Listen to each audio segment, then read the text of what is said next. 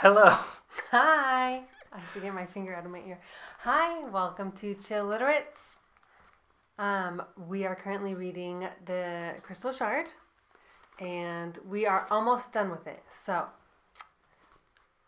I've got a lot to say. I don't know where do you want to start. I know you usually have your notes and your outlines. Yeah, one thing that we should correct from our last episode is we've been pronouncing something wrong. Oh, So because I said where we left off was they were heading to the lair of Ingeloa Castamazillion. okay, so the first A, the first I, and the last I are all silent. So it's actually Ingela Castamazillion. Say it again. Ingela Castamazillion. Ingela Or- Castamazillion. I don't know if I said No, you said not. Okay. Ingelo Castamazillion? yeah, basically Ingela Castamazillion. I had to say that a lot. Oh my goodness, that's not going to stick because in my head, as I've been reading, I've been repeating it like 3 to 5 times just to get the hang of it, to be ready for when we meet and speak about it. So in my head, it's Ingeloa Castamazillion. Yeah, I had to do a lot of unlearning from that, but the audiobook clearly pronounces it that way. I had to rewind a few times to really... To make sure. Well, Yeah. the good thing is that Ingeloa Castamazillion's name is also Icing Death. So we could just go with Icing Death from now on. Anyway, we've reached part 3, which is called Crishal Tirith. Yay. So, which confused me because later on there's a chapter called Crishal Tirith, and I'm like, wait, wasn't there already one? But no, that's part 3. Yeah, I didn't even actually notice that. I was just thinking it's called part 3, but the Crishal Tirith is in different font, super bolded out, so maybe... Well, it's not like you can only use a chapter name once. Can you? In the same book, yeah. We're not. But it's not a chapter. We're hardly even literary critics. Well, so we're okay. not This is actually interesting. We're getting into so I've seen it to where the chapter title is almost the same, but maybe like with a question mark at the end in one of them, but then a definitive period in the other one, in the next one. And in this book? Not in this book. Just I've seen it in general. I see. But in this book, I've seen chapter titles. One of them is called Victory ?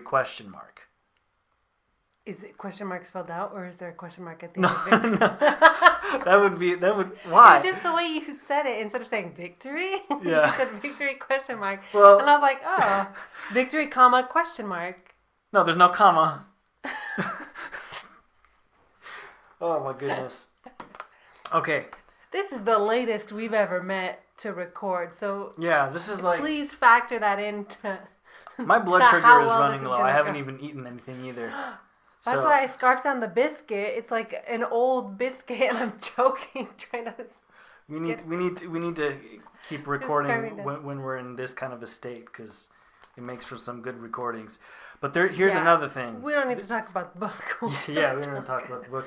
We can start talking about a different book, and I'll tell you why this is relevant. So, actually, a few different books, because I have another thing I just remembered I'm going to ask. Okay. So, there's some theories that we've been having about the titles of other books. Yes.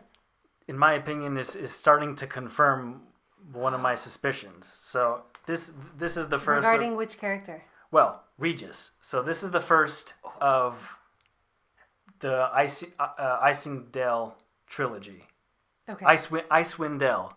Icing Death it's is okay. the dragon.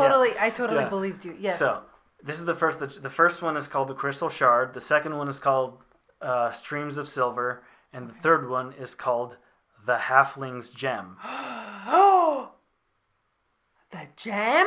The gem. The little special. Oh, it's got to be the one that he just twirls in front of your eyes. Yeah. So we must know that obviously Regis probably makes it to book 3, but with what intentions?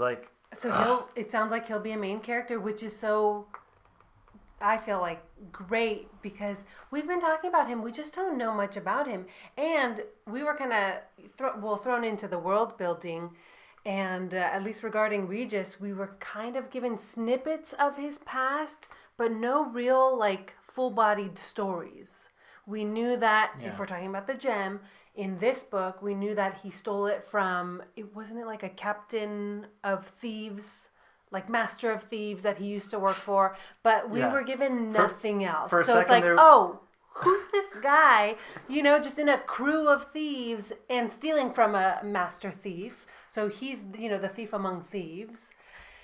Yeah, for a second there, so I don't mean to interrupt you, but this is kind of funny.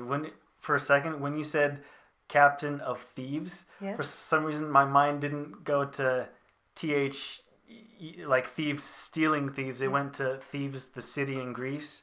So like that's a captain of thieves. For some reason, that's where my mind. You're like, I didn't know that mythology is gonna come into play here. I just had to say that because it went through my mind. And I wouldn't stop thinking about it. Anyway. At least Captain of Thieves, Master of Thieves didn't turn into a Master of Disguise. Okay. The Master of Disguise. Okay, that's too long of a story to tell. Yeah. Okay. So anyway, I am excited for that. But you said that's book 3. So we'll get through this. Yeah. Then we have another book 2, which you said was something Streams of Silver? Yeah. Which gives us nothing. That is no clue. Okay. Anyway, let's get to the actual story here. So this is like Krishal Tirith is like the little intro to the it's not a chapter of itself. Right. The part 3 intro, which they always start with like Drizzt, like just some of his thoughts. I guess maybe some of like his diary entries. It doesn't say like date. His internal monologue. Right. Part 3. And that's how the other, if I remember correctly, that's how the other parts were too. But most chapters are not like that. We just dive into, the setup of the story. Yeah. It's almost like his opinions. You get to pick his brain a little bit. Yeah, I thought that's kind of a nice touch. Yeah. Especially because it comes from Drizzt, which is one of the more mysterious characters. Yeah, and what I like these chapters because you always get like some good quotes from him because he has a way with words. He does. And I always tend to have something in quotes. We'll get to it here. So I've wrote down in my notes. First off, Drizzt suspects Wulfgar's wrestling with his intentions. Mm-hmm.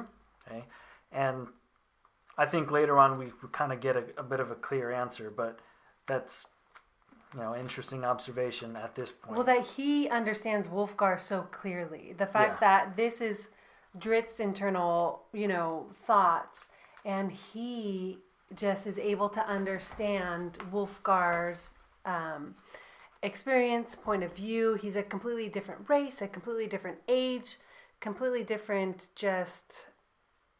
I don't even know how to say, like the life expectancy of Wulfgar is different than Drizzt. Drizzt is a being that can age, for hundreds of years apparently. Yeah. And he can still understand Wulfgar's perspective, which is why we love Drizzt. Yeah.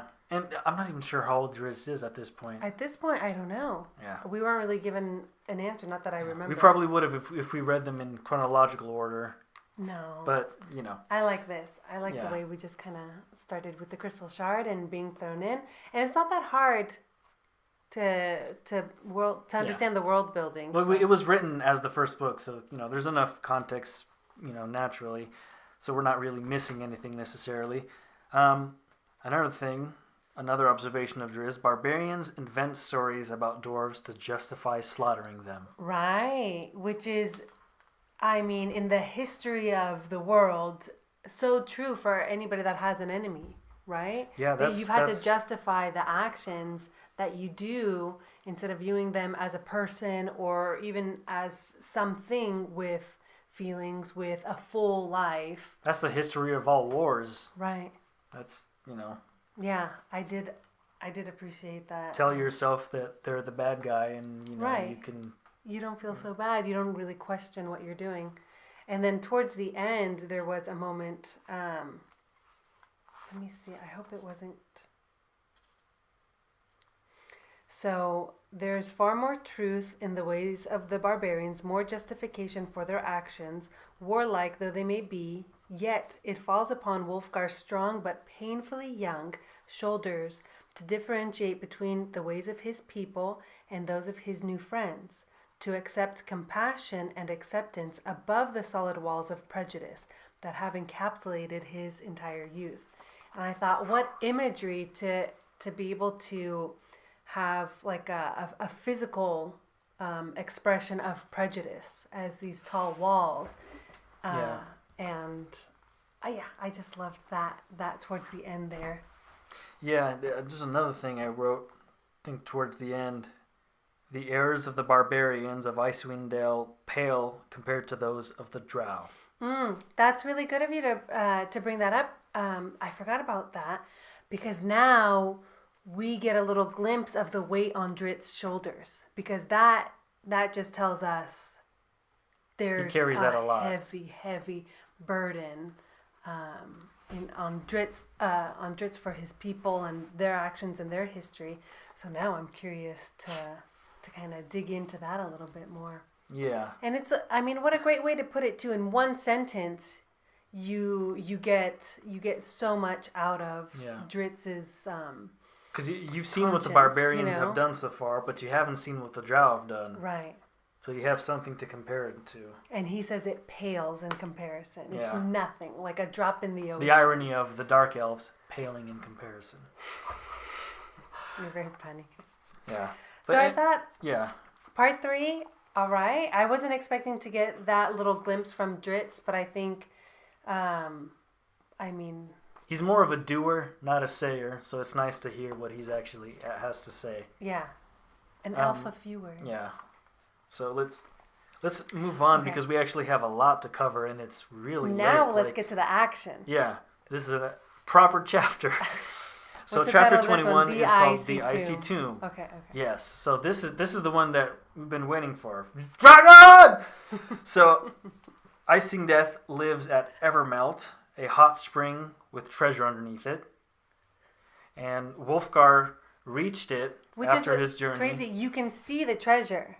Like, from what we can tell, it's like I pictured almost a frozen lake. I don't know. Just a frozen body of water. And you can see the gold glittering underneath it. It's just tantalizing. Yeah. You know?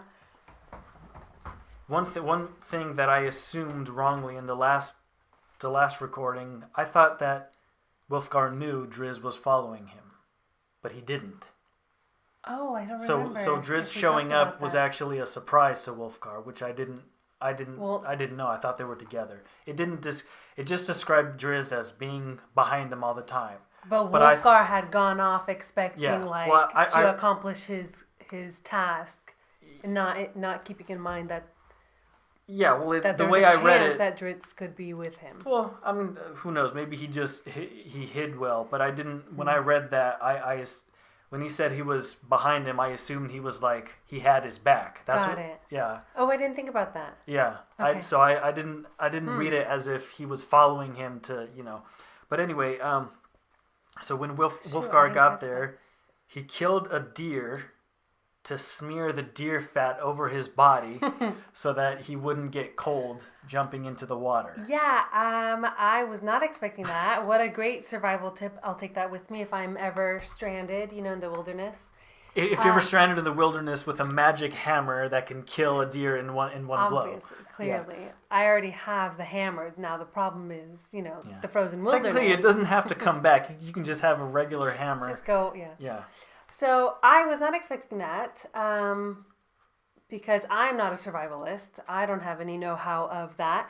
And so, here's Wulfgar just walking nonchalantly onto the frozen water with his deer. And I was like, oh, okay, yeah, he's going to make camp. He's going to wait for his opportunity. Yeah, I thought he was going to eat the deer. Yeah, he's cooking some deer. He's having a good old time.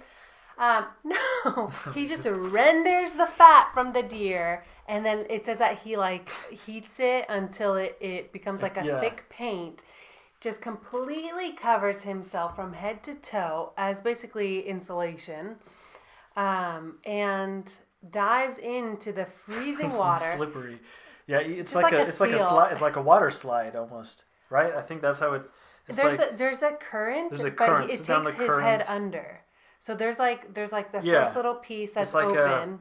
Like the Finding Nemo like a Gulf Stream almost. Yeah. But like a below freezing Gulf Stream. Yeah, and so he dives into the freezing water, and he's like whished around. Out of breath almost. Yeah, it was kind of scary there for a moment, and then his head. He exits out and he sees a bunch of frozen barbarians, which I thought was funny, but also kind of like we've known about it because in the previous chapter it talked about like, or maybe in this one it talked about like barbarians going there and then never coming back. And you're like, well, so it's pretty much like Everest. Something like that, yeah.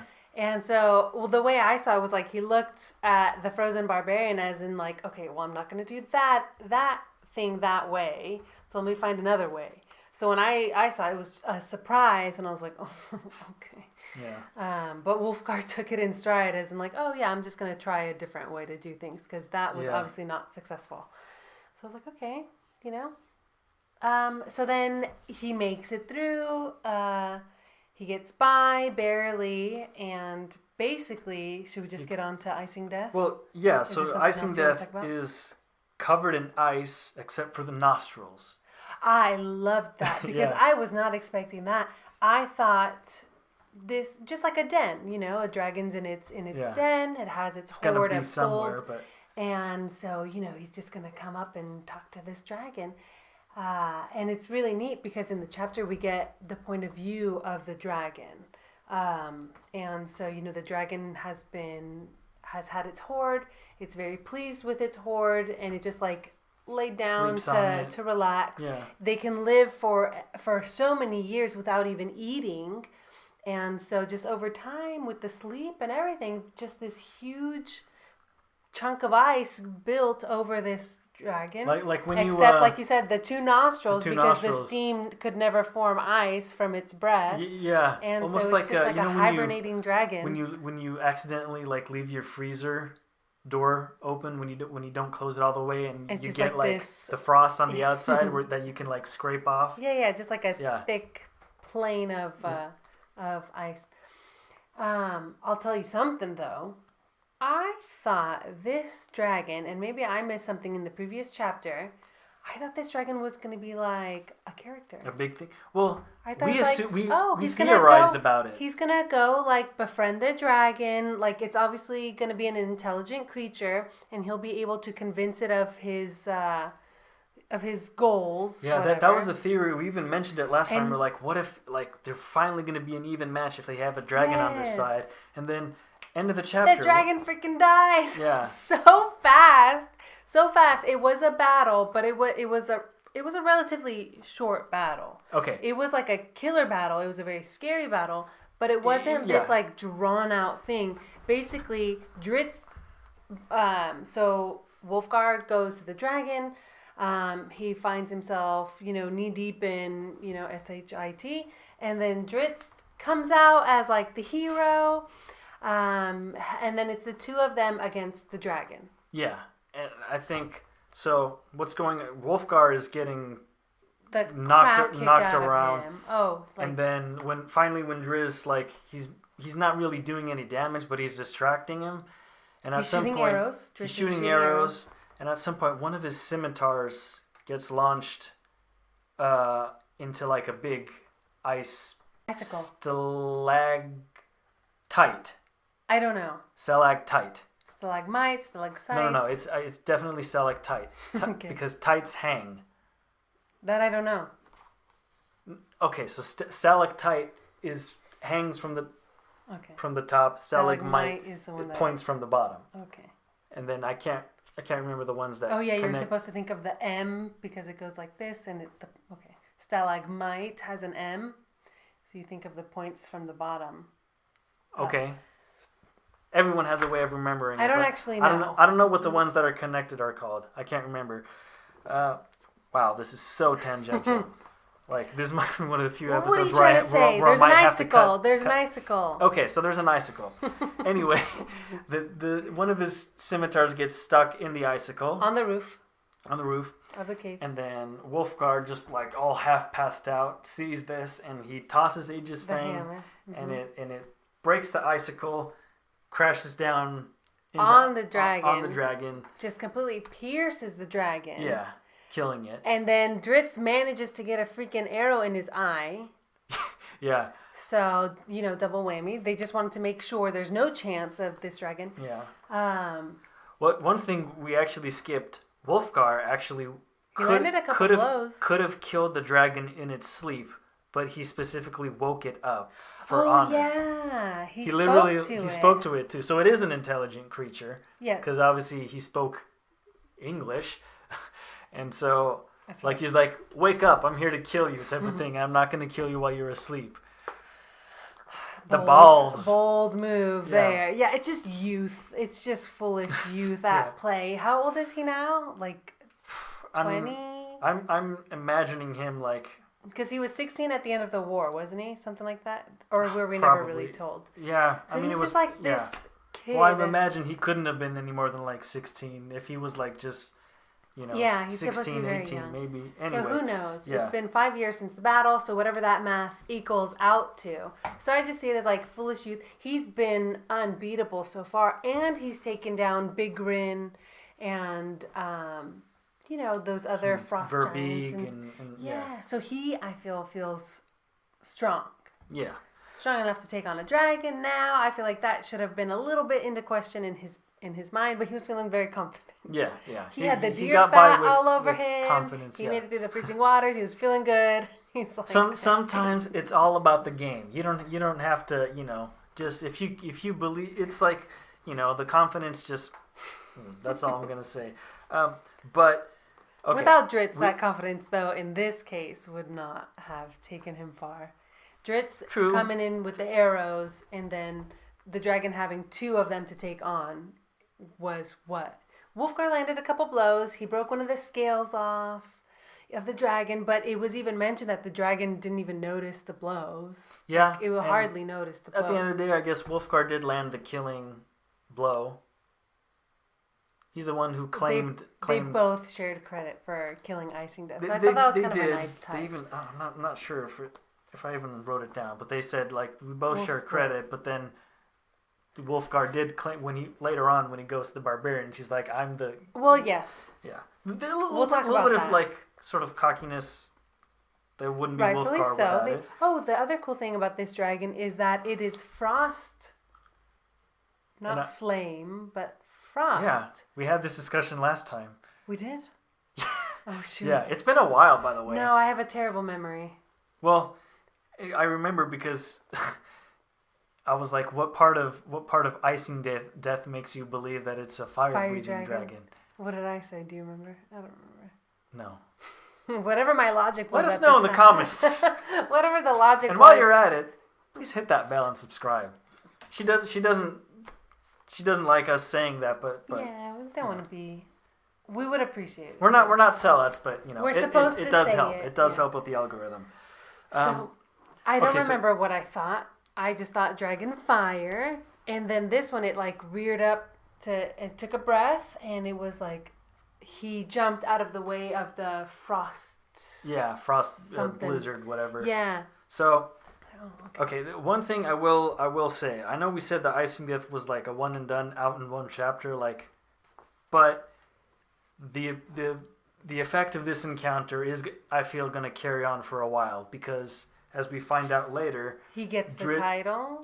No. Oh. Drizzt. Man, I'm losing a page here. How do you pronounce that?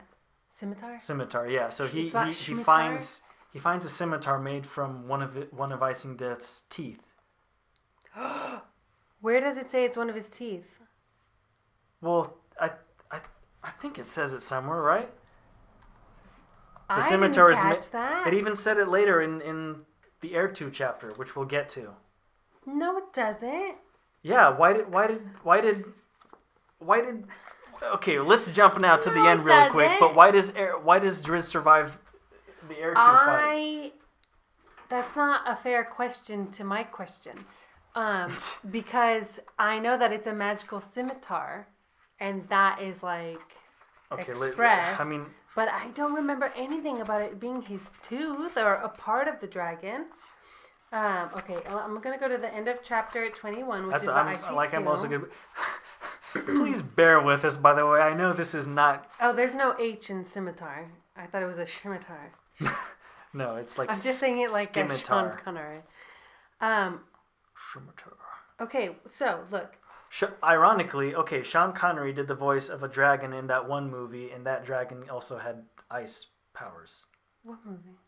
Some sort of Dragon's Tail, is it? I think. Oh, well, then I don't think I've seen it. So it says, the lure of the intricate workmanship pulled at Drizzt, and with trembling fingers, he slid the rest of the weapon out from under the gold. Hold on, let me go further ahead. So Drizzt sifted through the portion of the pile he had just freed from the ice, uncovering a gem-encrusted sword pommel, its black adamantite hilt masterfully sculpted into the likeness of the rooted maw of a hunting cat. The lure of the intricate workmanship pulled at Drizzt, and with trembling fingers he slid the rest of the weapon out from under the gold. A scimitar. Its curving blade was of silver and diamond-edged. Drizzt raised it before him, marveling at its lightness and perfect balance. Well, yeah, but that's not... So because maybe it was sculpted into the likeness of the toothed maw of a hunting cat, maybe that was the dragon's tooth, but I think we find out later. Dang it. Well, no, I would have totally missed that. That's huge. Well, but it said later on in the fight with Ertu, because Ertu was flame. Yeah. That's the only reason he was able to survive. Yeah. Yeah, and it was cold. I do remember thinking like the scimitar was cold. We should talk about that. Yeah, when we get to it. There. But I'm pretty sure that's like maybe I read it wrong, but that's I think I'm right. I think that's one of his teeth. I'm just very lightly skimming. Okay, well, we're not going to sit there, like, rereading this, but if we're wrong, let us know. But don't, like, no spoilers or anything, but I think I'm right. But, yeah, so... I would be so mad if I missed that, though, because I swear I didn't skim. I was, enjoying the read, and for some reason I just didn't pick that image up, but... There's a lot going on in this book, on every page, on every paragraph. Yeah, we're also, we kind of crammed a whole bunch of, more chapters than we usually do into this block because we're getting towards the end, and I want to, be over with it. But the stopping point, I'm glad we didn't stop sooner because this stopping point was incredible. Really good. I was just, jaw-dropped reading those last few pages, and I wouldn't want to have stopped anywhere else. No, I'm trying to see how much time we're at right now because we haven't even that's one chapter. Well, a lot of it was personal talk. Yeah, this might be one of the first episodes where I actually have to cut it down, but we'll see. Okay, next chapter. Okay, next chapter. Chapter 22, by blood or by deed. Oh, I didn't catch. What?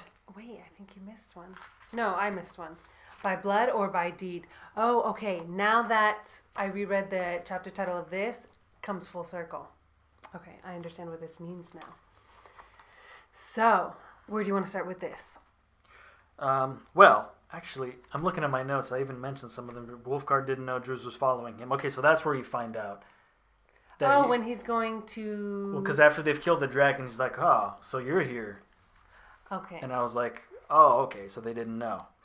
So I even wrote here, diamond-edged, silver-bladed scimitar. And so you don't find out there. So you do find out later on in the other chapter. Okay. We'll get into that. I want to find out. So you find out a little bit about the barbarians who are staying... all the tribes are staying in tents in a community. Right. They're all together, all the different tribes, we know Wulfgar is the tribe of the elk, but we've met people from the tribe of the wolf. I can't remember the other ones. So there's all different tribes with all different leaders. And then there's Heafstaag. Who's now the leader of them all. And yes, but I thought it was weird. And, we kind of dive into, there was no mead hall. Which when we first met the barbarians was at their mead hall, which was the bigger tent, the bigger building, where they all congregated, all people from all tribes. Yeah. And this was not happening here, and I was wondering why it felt so off. Yes, there are tents from each tribe, but it felt so off. And again, I think you can chalk it up to like, even though it's been 5 years, you can chalk it up to how the battle went. The Battle of TenTowns went. They're still recovering, but also things are awkward because Heafstaag is leading them to follow Agar Castle, and they don't want to do it. Yeah, rightfully so. And it's like they're. Awkward. The reason they're not in the mead hall is because they don't agree with his decisions, you know? Yeah, and they're also it's almost like they're mobilizing. Like they're getting ready. They have to. Yes, that's true. That's true. So it's like they're on the They've move. They've got to be ready to pack, ready to go at any time. I just thought it was interesting because it was so different from how we first met them, and they're still about to like attack, and they're having a good old jaunty time, you know? Yeah. So interesting. Okay. So yeah, Wulfgar shows up there. Yeah. Yeah, and he's I am Wulfgar, son of what's his name, just announces him. Yeah, whatever his. Broennegar. I need to speak to Heafstaag, and Heafstaag shows up, and he's not amused. Who dares make me because. Heafstaag was like, fine, like, call him in, I'll see him, call him into my tent. And Wulfgar is like, no, you come to me outside. Yeah. And I was just like, oh, who dares come a-calling? So that was kind of intense. Because now there's a whole bunch of people outside watching this, because Wulfgar was able to be seen from far across the way. He didn't try to hide, that he was approaching the tents. And so a bunch of people gathered to see, like, who is this person? What's going on? And then he calls Heafstaag, what's really going on? And then he tells Heafstaag, come on out to me. And just kind of like has that little power struggle there. Does a little power struggle. Challenges him to a duel. Mm-hmm. And he's like, by what birthright do you challenge me? Like, right. Since you mention it, I just killed a dragon. By what blood or deed do you have the right to challenge me? And he goes, I am Dragon's Bane. Dragon's Bane. Which I didn't know that's what that meant. You're the bane of the dragon. Yeah. You're like, oh, you're the bane of my existence. Yeah. Like, you're the weakness. And so... not that kind of bane. So I am Dragon's Bane, and literally, like, quiet, crickets, jaws are dropped, nobody knows what to say. Crickets and like, oh, And Dragon's Bane. And I think Heafstaag tried to like discredit him, and was kind of how is that like possible? trying to play that little like prove it game, to save himself a fight, I'm sure. And Wulfgar pulls out his pack, drops it on the ground. The pack rolls open, and it's freaking Icing Death's horns. It's 2 dragon horns that like fall at Heafstaag's feet, basically, as proof that he killed the dragon. Yeah. And then it's the... there you go. From like disbelief. So, big move. That was a big move over there. I lived for every moment of it. This was a really fun chapter. I like how when Heafstaag, like, when he finally agreed to the not agreed, but when he was getting ready for the fight, it's like that disagreement was happening, and then it cut to Heafstaag like getting prepared. Yeah. And it was like he was still like just huffing and puffing, like, this is BS. Like, why do I have to? Yes, it was perfectly done, because it took me a second to understand that it was like a cut and switch to like him getting ready in his tent or something. And he was just kind of like, and it was perfect. Their battle scene though was awesome, and I felt that way even before the end of it. I thought like the back and forth, the power struggle, the Aegis Fang broke Heafstaag's axe. That's one cool thing that happened. Just And obviously Heafstaag's a great fighter because he's king of the barbarians. He has to be he just injured for survival. Drizzt. Yes.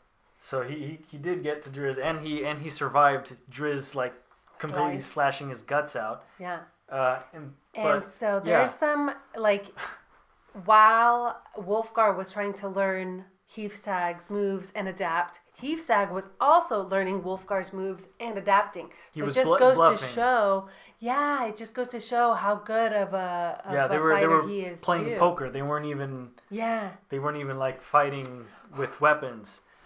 But, and then so Wulfgar kind of sort of half defeats him. So when the axe when Aegis Fang destroys Heafstaag's axe, he drops his hammer. He's like, fine, I'll fight you. He's like, Heafstaag was like, okay, I'm going to die. But then Wulfgar just like drops it into the ground. It's like, no, we're keep it going. Which he could have totally had the win and nobody would have even questioned that win. But he chose to drop his weapon and meet Heafstaag in a hand-to-hand fight. Would you like to talk about the... Yeah, the ending. So quite an explosive ending. What I wrote here in my notes, man, I even lost the page ripped off. I'm gonna try. You got too excited. Well, no, it's like it'd been one of those things where it's like perforated and then it slowly. So it wasn't just because of like what the heck happened. Okay. Yeah. So Wulfgar popped Heafstaag's head like a cherry tomato. Oh, like. I was not expecting that either. He was holding him. They were just fighting, and then he just like gets a grip on his head. Do you yield? Screw you. Okay. And they're describing like the pressure Heafstaag is like experiencing, how he's trying to like claw at him, how he's trying to break his like vice grip, and so it is torturous. We're experiencing it like through Heafstaag's point of view at this point, where his head is just getting squished. Like, I can't even say a melon because I can't do that to a melon, but I could do that to like a lemon. Yeah. So just like just like squeezing the crap out of a lemon until it just like.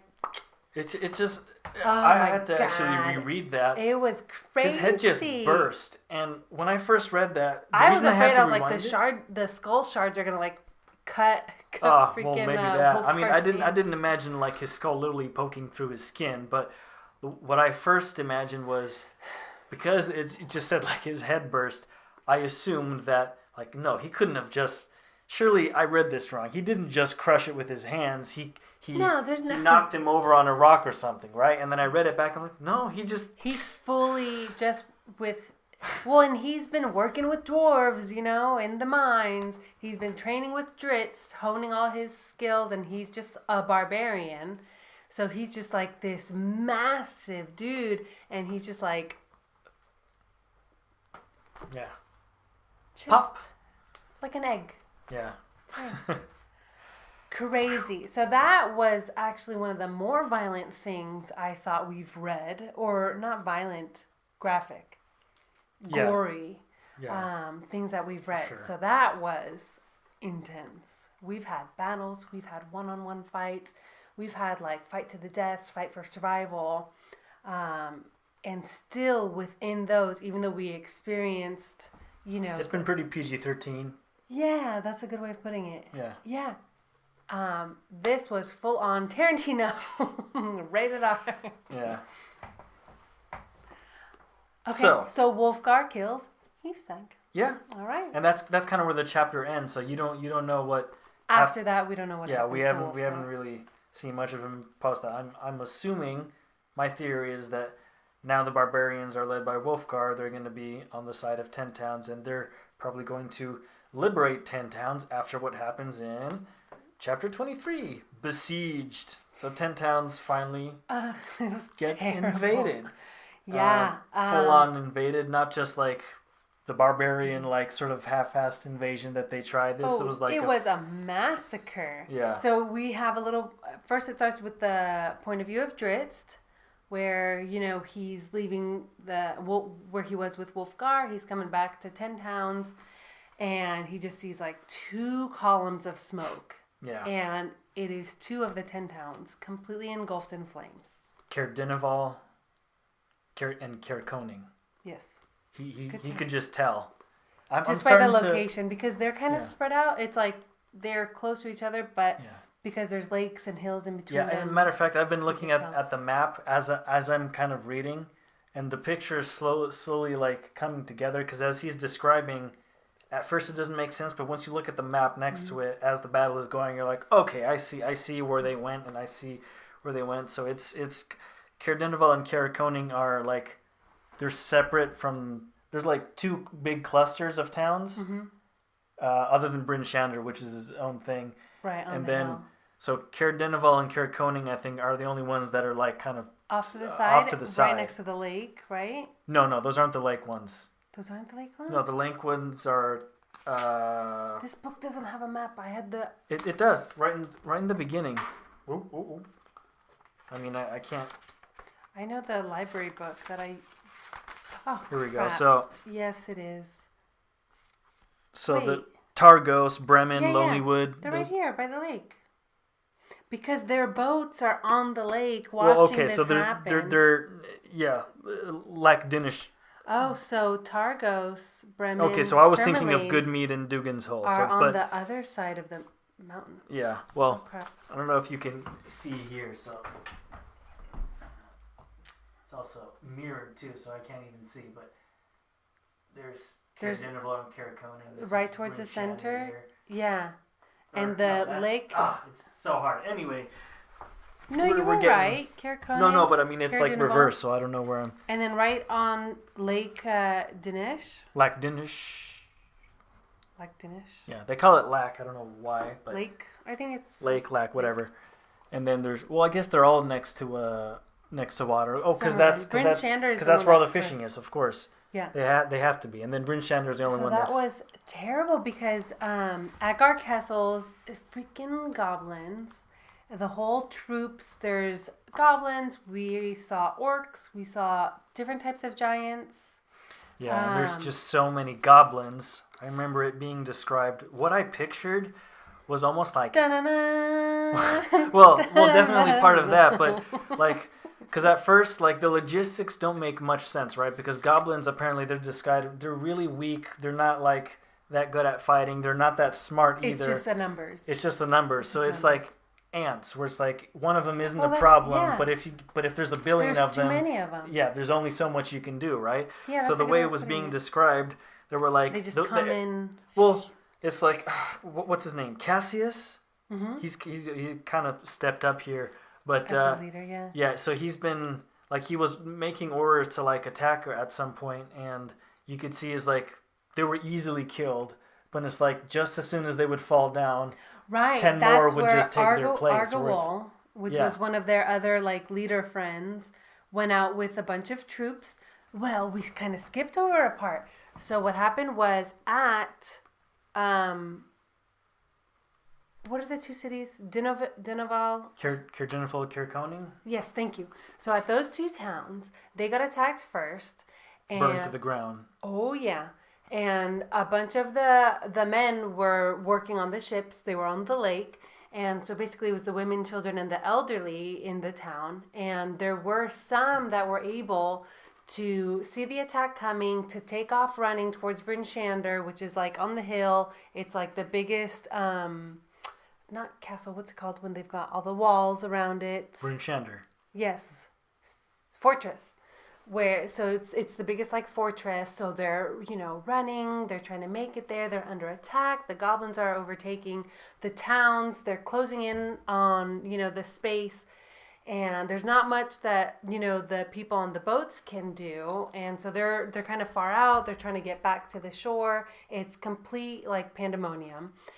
So from Bryn Shander now we have a couple of the leaders. One of them was Argawal, there's Cassius. Regis is in there in the back, but he's not like the leader. And then there's somebody with a G sound. So there was a couple different leaders all, together at Bryn Shander.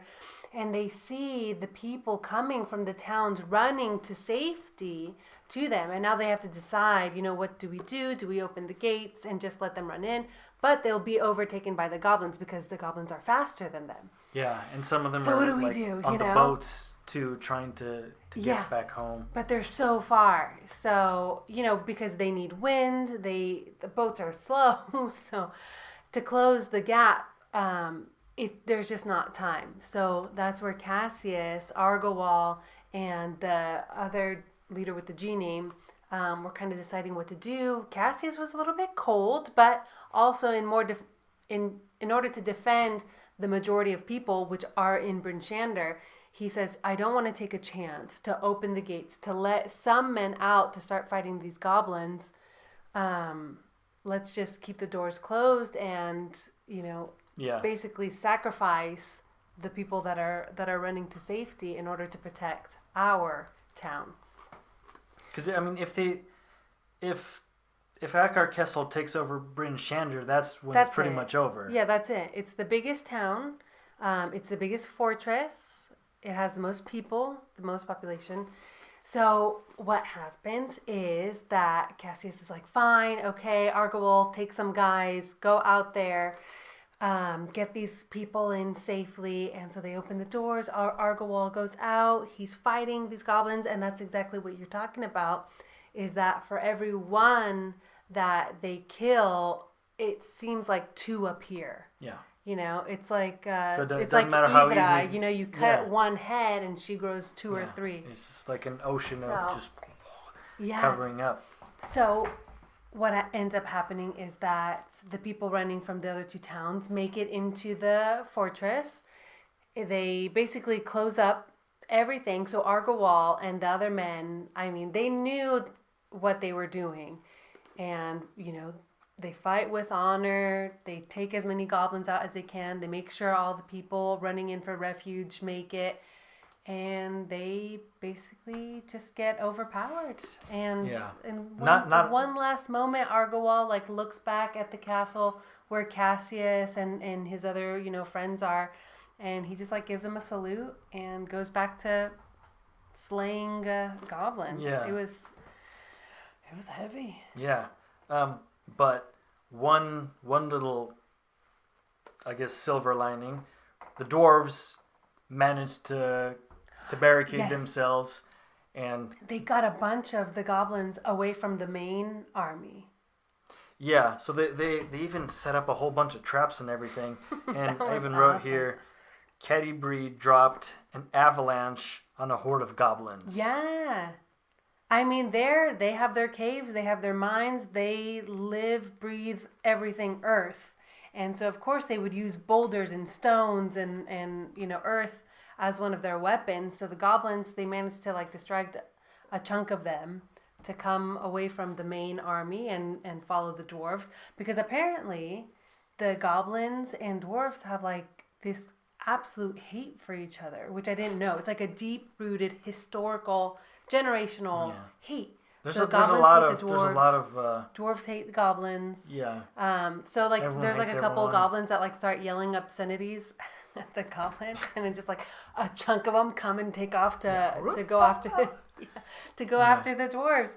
But they have, like you said, all these traps, all these booby traps set into place. Really smart. And they're just getting the avalanches, like you said, thrown on. Brunor's freaking move that he pulled off was insane, because we didn't really get told what he was going to do. So we got to see it as basically we know as much as the goblins do. So we weren't told what his plan was. He wasn't, even though we were seeing it from his point of view, we were watching what he was doing. He wasn't telling us the steps ahead. So basically he takes this, and there's so many entrances to the dwarven caves. So he is carrying this rope. You don't know why, but you find out. He ties the rope around a rock and around himself, because what he does is he gets to distract a whole bunch of goblins. Hey, guys, come follow me. He runs. Oh, I missed the best part. The ogres. Yeah. So, so he's tied. He's tethered, right? And he just flails two battle axes. He's not even trying. just to like, he flails these 2 battle axes at these 2 orcs just to get their attention, apparently. And he freaking just like fully charges them and just like shoulders into them and knocks them off a cliff. Knocks them off a cliff and says, "Give the rocks a big kiss from me." Yes, of course Bruenor would. It's like the best. It's like so awesome. You know, and so he just completely like runs these 2 orcs off the cliff. He jumps and falls off the cliff with them. We find out there that he's tethered, so he's safe. And so he swings to a ledge, which is one of the entrances to their caverns. But he makes it to the ledge, and then the goblins also that are right behind see this rope to the ledge of the cavern, and they're like, well, hey. So they start scurrying down the rope right over Bruenor.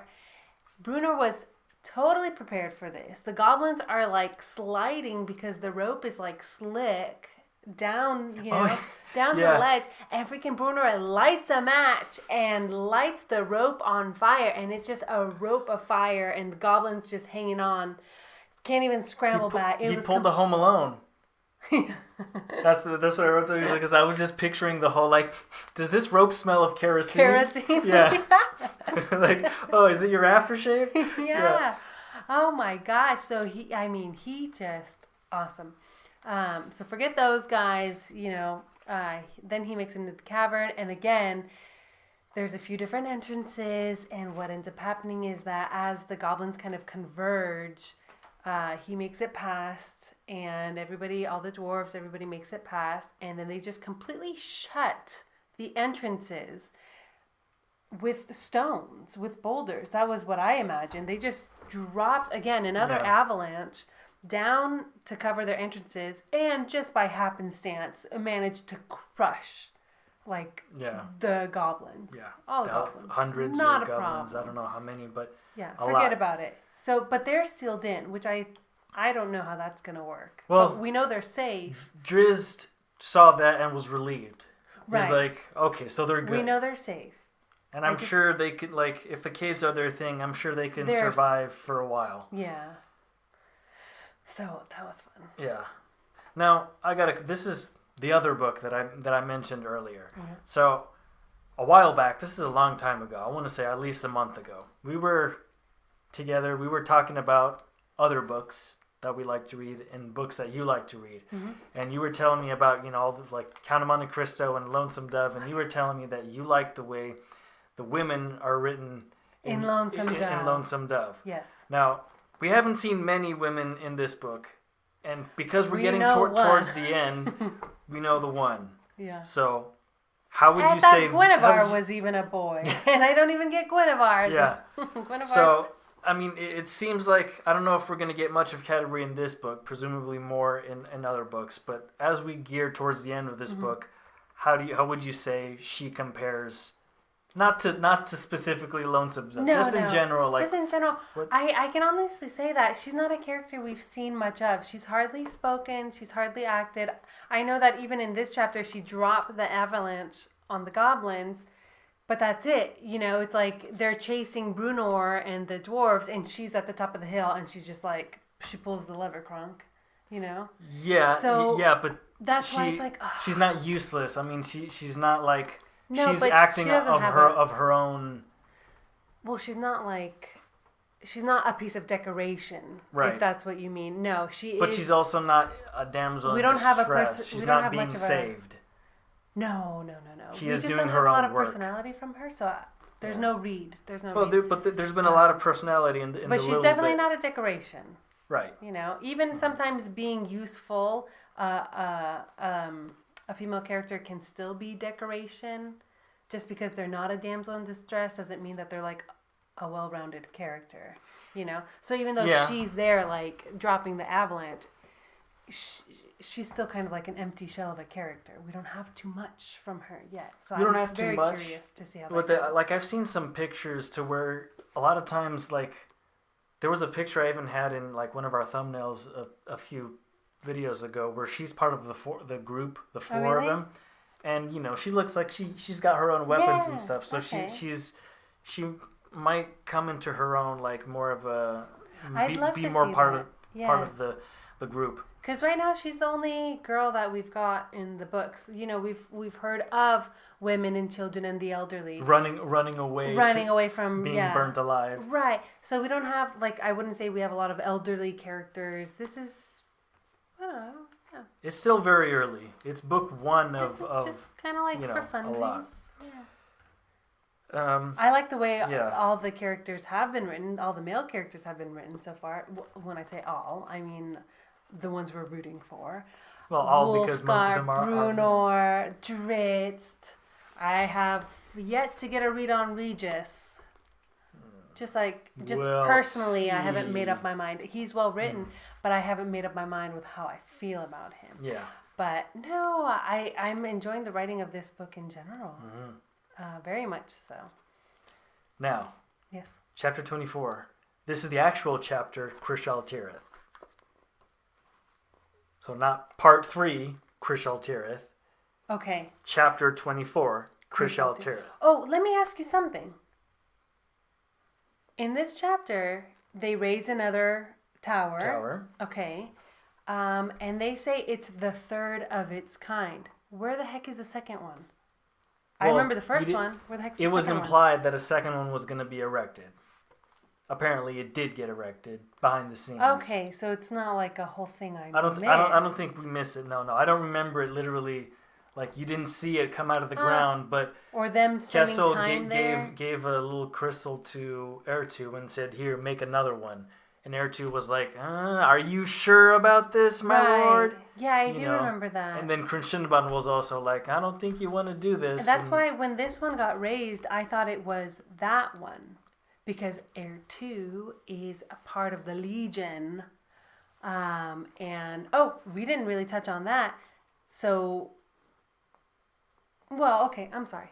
I'm making it more complicated than it is.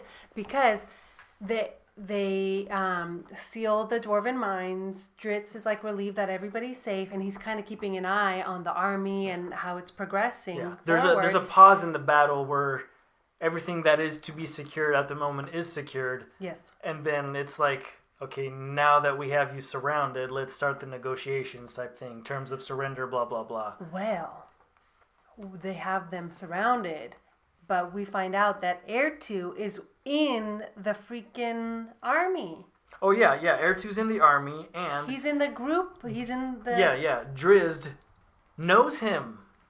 So Drizzt shows up and he's like... I lost it. I was like, because in the recesses of his memory, I was like, you better start figuring that out quick. Yeah. Oh my gosh. Bring those recesses up to the front, please. Because I couldn't believe it, but it makes sense because, again, we're learning a little bit more about Drizzt, even still in this chapter, as to his long history and just how long his history. So we don't know how old he is, but the way that he was speaking, because apparently the Drows, which is the dark elves, the dark elves. She only reads the book. She doesn't listen to the audiobook. She doesn't know how things are pronounced. I know. It's just one of those things you don't know. So you give up the spelling. You don't know how to spell these names, but you know how to pronounce them. I am reading as I'm... Well, before you get the book. Because remember, I had to send you a picture of the characters' names? Because you didn't know the spelling, but you knew the pronunciation. And I know the spelling, but I don't know the pronunciation. So I'm doing my best to guess. So, what were we saying? Oh, so apparently... Drows? Yes. So apparently the Drows enslaved Ertu and other demons. And since Ertu has been free and waiting for Quinchinaban for ages, it made me think at the time, like, oh, holy crap, how old is Drizzt? Because he's talking about this as like a history he knows of his people. Could it have even been something that he experienced, or that some of his elders had passed down to him? And I'm like, okay, how old is he? What the heck? So he knows Ertu. He's thinking on figuring that out, because when he first sees Ertu, he recognizes him, but it takes a second for him to remember his Ertu's true name, which apparently holds all the power. Not all the power, but you can call him. Yeah. So Driz can literally summon Ertu. He has power over him. Mm-hmm. So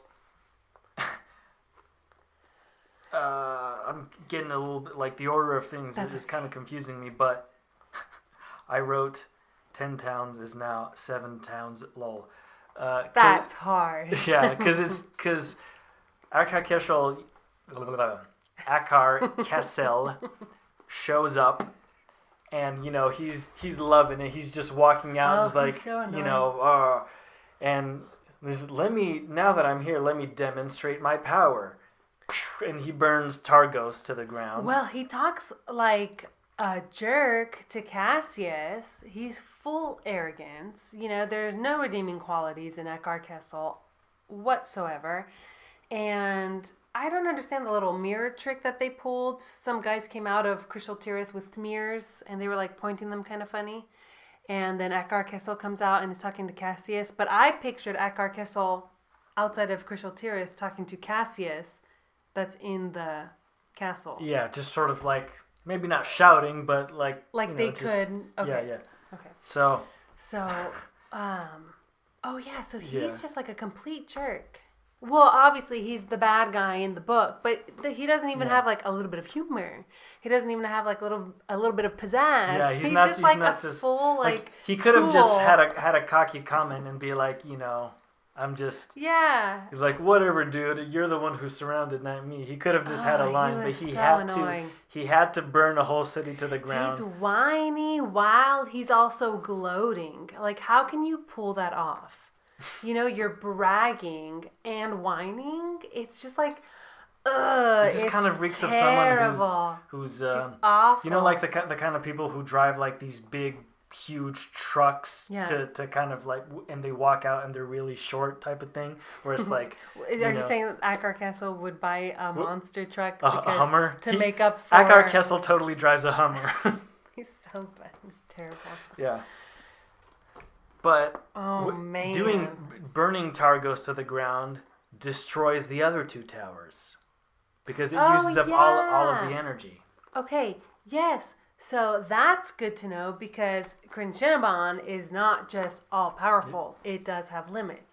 And then we find out Akar Kessel was the reason Kryn Shinneban was pushed to its limit. I thought Kryn Shinneban kind of had enough control over him. Yeah, and to control that attack that it did on the town. So basically, what was the name of the town the last one? Do you remember? The town that he burned? Yeah. Targos. So, the people at Bryn Shander could see what was happening and even hear the screams of the people that were burning in Targos. And this was like a massive beam of light. Of like flame. Yeah. From Kryn Shinneban, from ChilLiterates.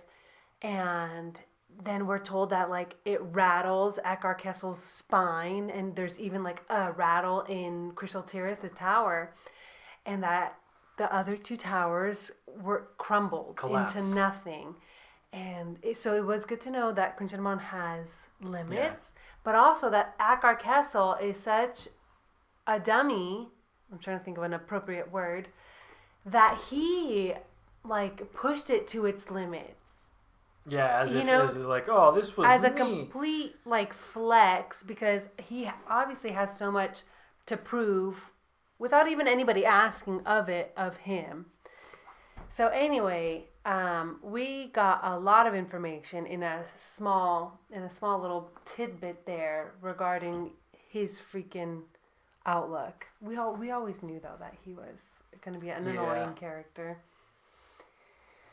Because even though he's a villain, doesn't mean all villains are annoying. But Akar Kessel just has a very special talent for being annoying. Yeah, he's one of those. I don't know how it's. There's a graph for describing fictional characters where it's chaotic good, chaotic evil, and then I can't on the other axis it's chaotic. There's good, evil. There's chaotic. Chaotic and what's the other side of it? I can't remember. But there's neutral. There's chaotic. There's neutral and not good. Lawful. Law. I'm sure So what do you think he would be? Is he kind of chaotic? I think he's just chaotic evil. He's just... Yeah, there's no logic. There's definitely no... It's not even like a villain that has his morals. Not saying that they are moral, but to say that he has his reasons. Akar Kessel has no reasons. He has no justifications for what he's doing. He's just a moody baby. And, he just wants to... If you're going to gesticulate that way, you might want to scoot closer here. You're gesticulating, and then your arm is like going off off screen. That's okay. I talk with my hands a lot, and gesticulate but you don't need to... in this direction. So, he's a moody baby. Ba-ba-da-boopy. And, que cosa? So, let's not do he's this. He's a moody... Yeah. Family Guy is just ingrained in my brain. Okay. Akar Kessel's a baby. He's a big baby. He's whiny. Man-child. He's moody. He's just like... He's like a 13-year-old. That's mean to 13-year-olds. You know what I mean? Like, he's just terrible. He's like a 13-year-old that just got, elected, just got king of a country, something. A 13-year-old with way too much power. It's Lord of the Flies. It's like the one mean kid, that's just like... He's terrible. Yeah, and he holds all the power. So, okay. So he wastes Kunchinaban's energy. We're left with that. And then spin the camera around to face Dritz getting things in order. He finds, like, the perfect spot, which is, like, this little cavern. He calls Guinevere. He, like, sleep meditates. He's like, I gotta make sure, like... I know it's beneficial for me to stay awake and keep watch, but he knows what he's about to do. He's like, right. I got to be rested for this. And so he calls Guinevere and hides Guinevere. There's like a little shelf in the cavern where he can't be seen. So Guinevere is ready, up and ready, and Dritz calls Ertu. Are we ready to get to that part? Because that was crazy. Chapter 25, Ertu. So he calls Ertu with a rune protection. He had carved some runes. Yes. In front of him, but they were kind of like he couldn't remember exactly how to carve them or what to carve them, so they weren't very strong protection. Yeah, well, runes. they were mostly for invisibility, not to protect him in like fighting or anything. Yeah, he was invisible at first, but Ertu was like, I know you're here, or I know something's like I can tell there's these runes here. Let me in, type of thing. Okay, I thought it was like a cannot pass, but it might have been both. Because remember, he made Guinevere test the runes, and I was going to say she. Something like that. I think it's both though, because you're right. Ertu couldn't see him. I just didn't catch that part. Okay, so Dritz calls Ertu. Ertu just like is super curious. He can feel like being called, but he doesn't necessarily respond the first time. He's just kind of like, what's that noise? Dritz calls him a second time. He's like, oh, now I need to know. Like, I'm sure now somebody called my name. What the heck? And it's like he walks out of Crystal Tirith. He opens his wings that I forgot he had wings. Oh yeah, I forgot that too. I was like, wait, he's got wings? Yeah, he's got wings. He's a massive, apparently. When I pictured Ertu, I wasn't picturing a big demon. I think we were told he was a big demon, but because he was described as like he said it had toad, an ape-like face, and then just something. And I was just picturing him being like this little. I kept picturing him as like a big gorilla. You know who I was picturing? I was basically picturing... I know you've seen this movie. The Planet of the Apes movie with Mark Wahlberg. The one that came out in like 2001. A long time ago. Well, you know how some of them, like, they wear a helmet and it's just like, that's their face? That's what I was kind of picturing. I could see that. Ape-like face, just big and buff. Almost like Michael Clark Duncan in the Planet of the Apes movie. Yeah, but still human sized. I wasn't picturing him to be. Apparently, he's just like heads above everybody else. It's this massive demon, and he's got wings, and so he just like scoots on and flies on over to where Dritz is calling him. He lands there. Like you said, he couldn't see him at first, so whatever that protection was. And they it was really interesting to hear them speak to each other because I feel like this is the most Heir 2 has spoken. Yeah. So, I mean, we've had some of his, like, internal monologue and thoughts before, but we haven't really heard him, like, interact much. He'll just, like, mentally call Akar Castle, like, a bonehead. He likes to end conversations by killing the people he's talking to. Absolutely. Yeah. Just, like, boring conversation. Where's Quincinabon? Oh, you don't know? But... Yeah, so that's about what we know from Heir 2. So this was really interesting because he's a smart cookie. You know, he picked up, so Dritz was, he had a whole setup because of the history of the drows. He was using that to his advantage and, you know, what Heir 2 would kind of be expecting from seeing a drow. And, you know, their history. So like, Dritz kind of like spins that around into a story to tell Heir 2 to get information out of him. Yeah, Drizzt of the house of Dirmon Na Ashezbanran. Well, you had the audiobook. That's the best you got. That's pathetic. Okay, but there's apostrophes. There's two apostrophes in that. It's all consonants and apostrophes. Yeah. How the heck are you supposed to pronounce that? No, I know. I didn't even try to repeat that one myself. But what I thought was interesting was that despite all of this conquest going on with Akar Kessel, all of a sudden Heir 2 was like, wait, a drow? This is way more important. Like, this is more like... now I'm curious. Well, yeah, because like... Because what is a drow doing out above on the surface is what he says. Well, not just that, but also, like, this whole Akar Kessel thing is really just temporary for Heir 2. This is just... Yeah, he's just like... He just wants to inherit Quincinabon, but the drow is more like... What I would imagine, Akar Kessel is using Quincinabon to gather goblins. I feel like Heir 2 would use Quincinabon to gather an army of drow. Not just the ones who enslaved him, but it's like... crazy, because they're magical beings. Yeah, they have and they're way more... power. Yeah. Oh, I didn't think of that. Just think of an army of drow would be like... Terrifying. Like, way worse than goblins. So Dritz tries to get information as to what the heck is going on because he really doesn't know much about, if anything, about Quincinabon.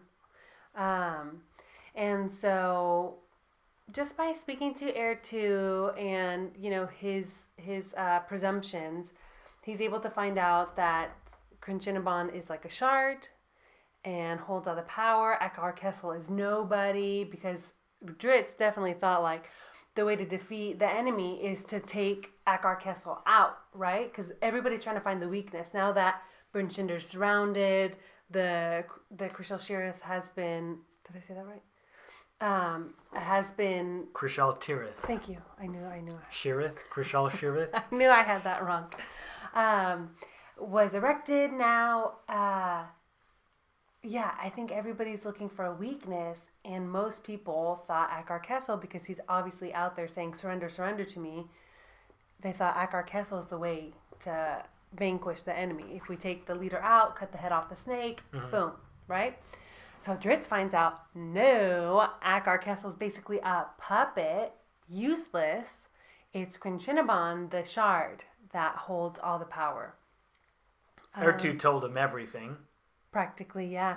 And Heir 2, before Heir 2 caught on, which was, I was like, Heir 2's actually pretty sharp because he kind of was able to reason as to, like, something's not adding up with this drow. Yeah. You know? He even looked at the...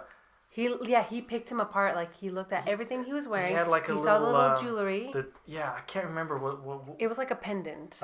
It's like a white unicorn. But anyway, it was under his clothes. He had a chain of something, and then almost barely like visible, a very smaller chain wrapped around the first one, and the pendant dropped down into his shirt. So freaking it's almost Heir like 2 like magnetically pulled it called it out, like, comes out of his shirt, and he sees like dangling from his neck, sort of, like those little key things that kids wear around their neck so they don't lose their keys. That's dangling.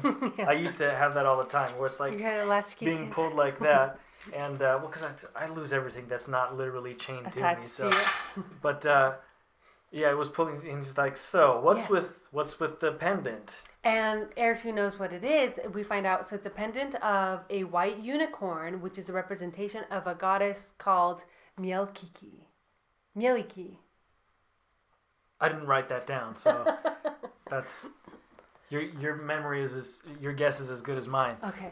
Probably way better. So we found out that there's like another religion, because Eritu was very surprised that Drizzt had this pendant, was a believer of this goddess and such. So that's not common for drows. So we learned that. And it gave away that he's like sympathetic to the surface people. And so Eritu felt like, okay, forget this drow. He doesn't speak for his leaders. Because, yeah, Drizzt had this whole story. He's like, yeah, my people want to know. Oh, my people want to know. My leaders want to know. And he's like fishing for information from Eritu. Just out of curiosity, how many tanks do the British have? Yeah, basically. Yeah. And so, yeah. Got it. That's it. And so Eritu totally caught on, though. So basically what happens then is Eritu figures out this is all a ploy. He doesn't represent the leaders. He is on his own, one drow, on his own, on the surface. Yeah. And so they just, Eritu basically... It kicks off. Lights flames surrounding himself. Eritu just becomes like living in flames with a freaking whip. A Balrog of Morgoth. And so, with a whip, and so...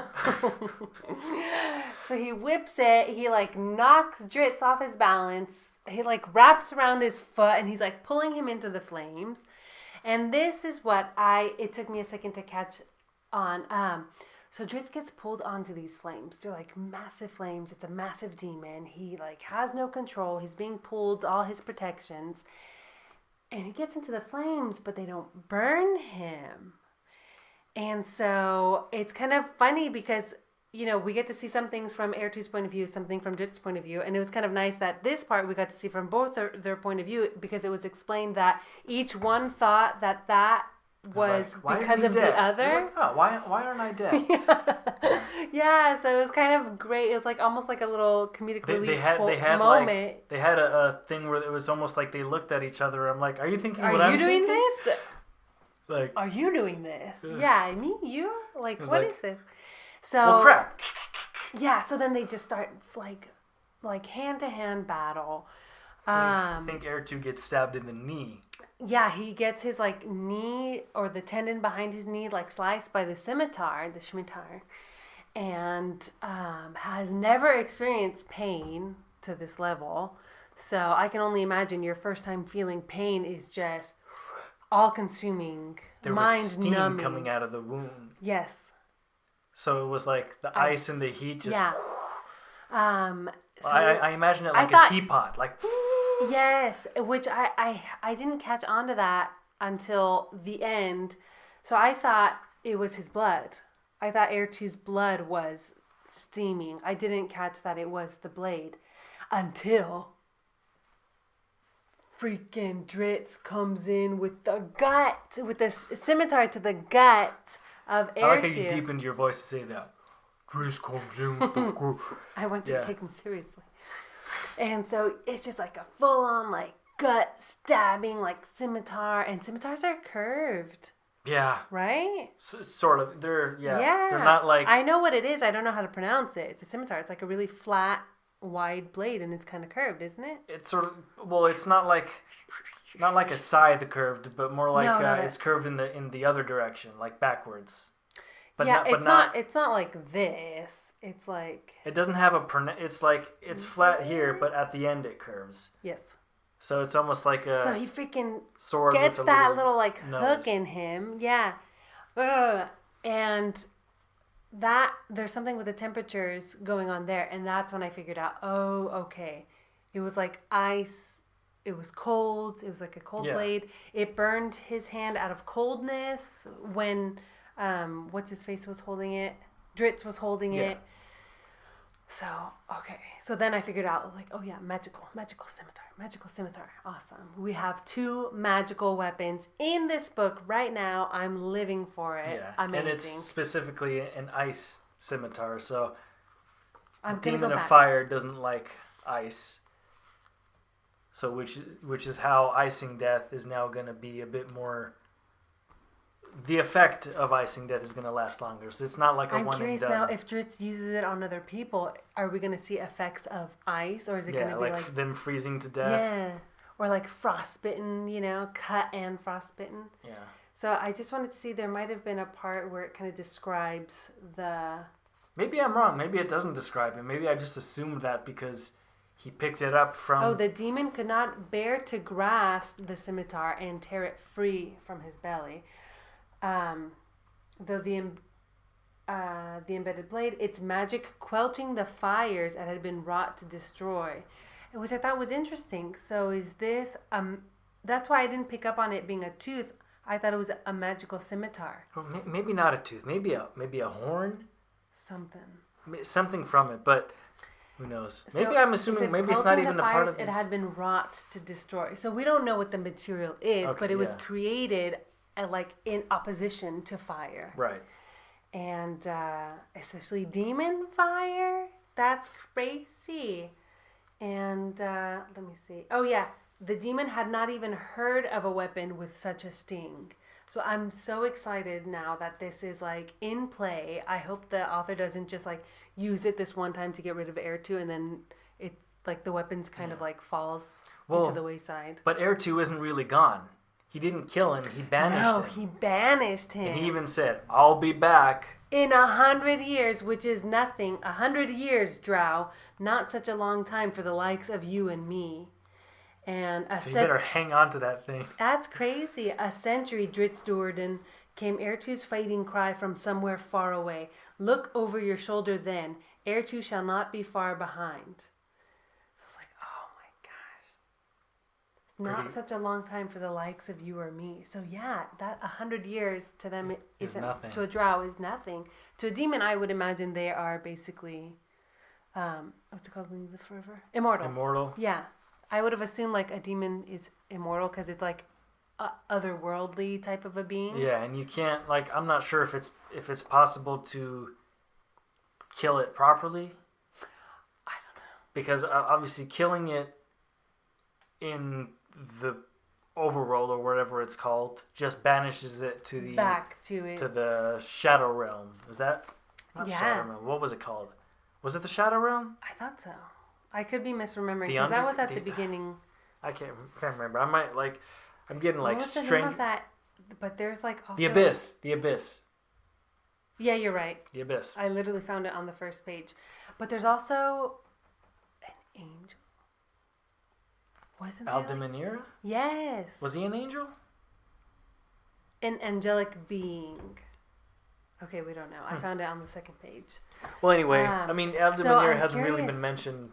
No, at all. But I just brought that up because of these otherworldly beings that I imagine them as being immortal. So we have a demon, we have an angelic being. Yeah, it's like a fallen angel sort of, right? Air 2, because he's got the wings and everything. So it's like. Oh yeah, he does. I keep forgetting he has wings.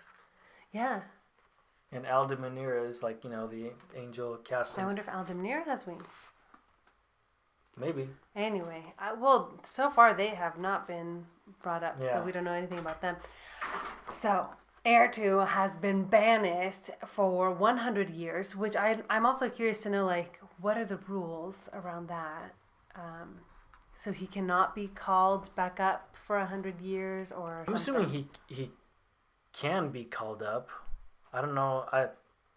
Or he cannot himself pass through the plains. He can't pass through himself for 100 years without being called. I'm assuming that's what Aldemanira did to him in the first place, why he was in the Abyss. Yes, as I was skimming, it said, with one word, Aldemanira banished him to the Abyss. Yeah. So, anyway, that's where we end. And I literally was reading the last 2 pages, and again, you read ahead of me, so you called the stopping point on this one, and I don't think you could have done better. Honestly, I didn't pick it because of how it was. I was literally like doing the math on how much the book is left, and I just figured, okay, how many recording sessions are we gonna do? And also, like, if we read a little bit less, then I just divided what was left into because other like this was about like 60 pages, I think. Yeah. Which is not crazy, but it's a good chunk of the book because I just looked. The book is 340 pages long. Yeah, we have so like something like 6 or 7 chapters left. So that's why I figured if we stopped at 25, I think it ends at 32. Then we have a perfect like 2 more. Do you want to stop, or we'll find out as we go. Yeah. We'll see if there's another good stopping point like this. Otherwise, it's 80 pages until the end of the book. Right. So that's that. We should. So. Next episode may or may not be the last one for this book. I honestly, as much as I'm enjoying reading this book, I can't wait to get it done. To get it over with, right? It's only the first one and it's been months. Yes. Well, I know. That's been crazy. But I just want to get through this because I want the next one.